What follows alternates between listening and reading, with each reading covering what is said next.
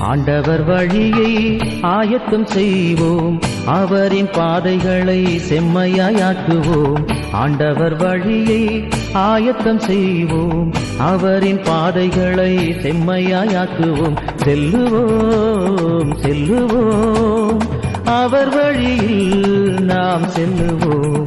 செல்லுவோம் செல்லுவோம், அவர் வழியில் நாம் செல்லுவோம். ஆண்டவர் வழியை ஆயத்தம் செய்வோம், அவரின் பாதைகளை செம்மையாக்குவோம். ஆண்டவர் வழியை ஆயத்தம் செய்வோம், அவரின் பாதைகளை செம்மையாக்குவோம்.